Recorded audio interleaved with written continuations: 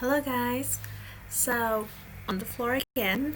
I'm here today because I did finish my first book from my Nonfiction November TBR, and that book is Necropolis, London and Its Death by Catherine Arnold. So, this one. I love this book immensely. If you guys like books about death and history, and London or England in general, but London more, of course. You're gonna love this book.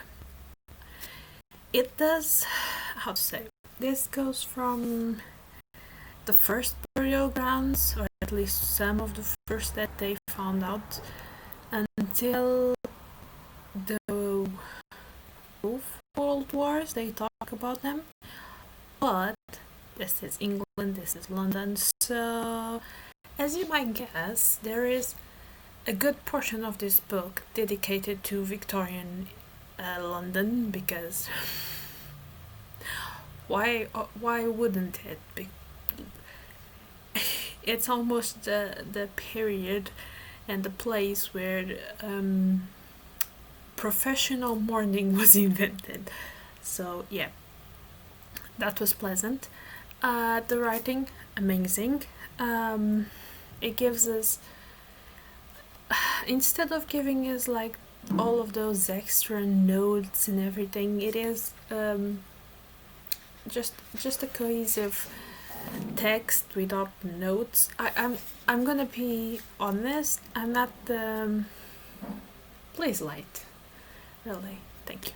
I'm not that type of reader that likes many notes when I'm dipping my toes into a subject.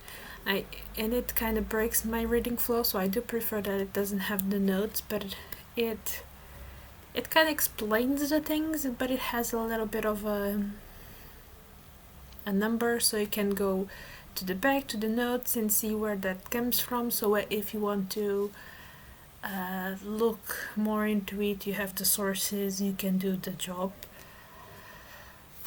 What more to say about this? I mean, it was a quick read. It could have been quicker, but you know, those weeks where you don't pick up as many physical books as you should because time. But it reads really quickly. It's various. I think it. Most people can read this without any problem, without needing like much background. You can understand. I think it's a place if you like the topic, this topic. I think it's a good place to start. If you already have some ideas, it's still a good read. If you still already know things about this, it's still a good read because there's always more to discover, and it's just a very, very pleasant read.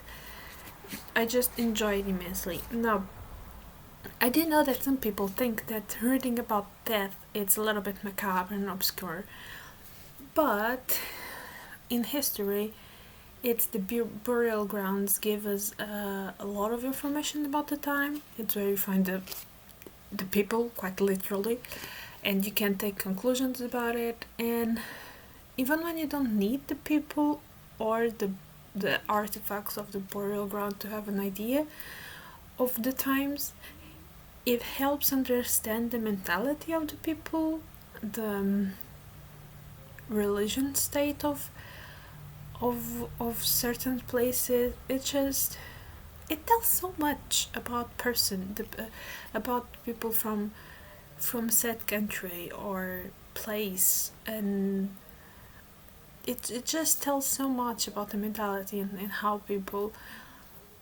saw things and why they did things, why they bury people like they did. Just for me, it is a very fascinating read. Plus, I do think that we all need a little bit more of that acceptance. To be honest,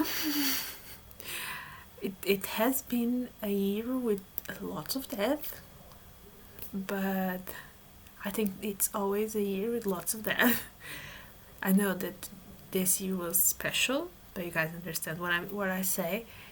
And yeah, again, Very, very nice read. Very, very much I recommend. And I did want to do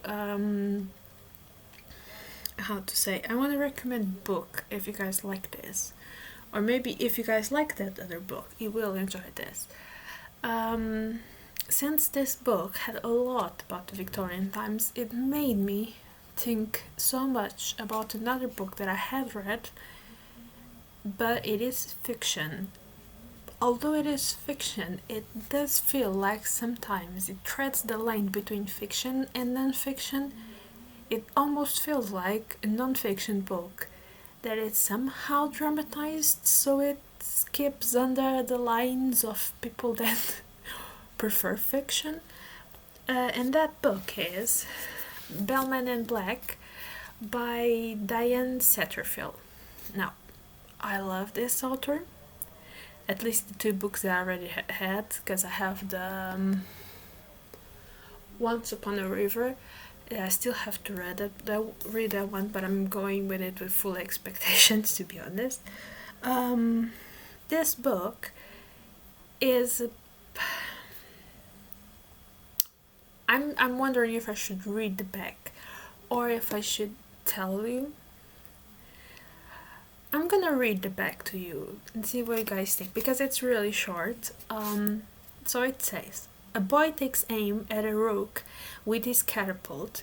The impossible shot strikes home. The bird falls, and with its death, William Bellman must leave the eternity of childhood summers behind him and learn to be mortal. A man weighed down by tragedy has a drunken conversation in a graveyard with a man who may or may not exist, and an extraordinary bargain is sealed. A curious new shop opens in the heart of London, the First Morning Emporium, providing everything from coffins to umbrellas. Here, William enters a collaboration with Death, but who is the mysterious Mr. Black? And the roots, have they forgotten? This book is literally a study of mourning in Victorian England, from the start of it till cremation, if I'm not mistaken. I think from the end of it is where cremation starts to appear and be talked about, and it takes us it adds a little bit. It also has, this is fiction, but if I'm not mistaken, in the back it has the sources. Yes, it has sources, so you guys can check.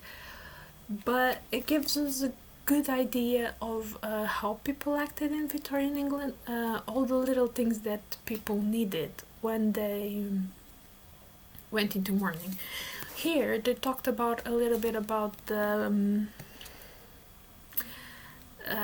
stages of mourning, how widows would wear first a very all black, and then the colors would start becoming lighter and lighter, and the things that they could wear would start to vary, and the jewelry and all of that. They talk about it, but they do not talk about other details that they did or used in Victorian England, like for example the letters. They, as you guys know, they had special letters for the occasion, but special papers and envelopes for the occasion with like the blackboarding. They had so many little things that they could do. I just remembered that one, but I know that there's lots of little details, and this book talks about them all the little things that people may need in Victorian England. This shop has it, and it explains it, and it talks about all of those little things. Of course, it has also the story, and I think what the fictional story behind it adds is like a sense of the how Victorian, a sense of the Victorian feeling about that. There is always, it feels like it's always that presence, from a daily presence, and in this book that is always present in a way or another. I don't know how to explain it. It's like the atmosphere. It captures the atmosphere, what I think at least it would be the atmosphere of Victorian England when it comes to this topic of death, if that makes sense. Now I say that having in thought all the classics that I read and how they dealt with that. So it has that feel. You guys know when you reading a classic, a Victorian classic, I mean, and the particular scene, it is about the death of some character, or the particular book is more that charge. You know, that atmosphere, that drama, that little it is drama and atmosphere. That thing, I think this book captures it and mixes that with all the information about the shop and what people needed for a proper mourning. It's just, I love it. I really don't think that in a way they couldn't have done the synopsis on the other way, but I don't think it makes it justice. In the Portuguese version of this book, the synopsis almost looks like it's an action book, like man versus death, and he's being pursued by that. And I was just like, that's really not it. That's the Portuguese synopsis is so bad that I was just like, why did you guys do that? This is not this type of book. So this were the books for today. This, of course, this is a very ancient read. I do need to reread this book at some time, but the first book of my official TBR is read, done. Now for the next one, that I can tell you guys there will be, if I find it, it's here. The next one from my physical TBR will be Frozen in Time, The Fate of the Frankly Exposition. So starting this one now. So expect this one, and expect this one with a very obvious recommendation too. So yeah, this is all about. Yeah, this is about it. Nothing more to say. So bye bye, guys.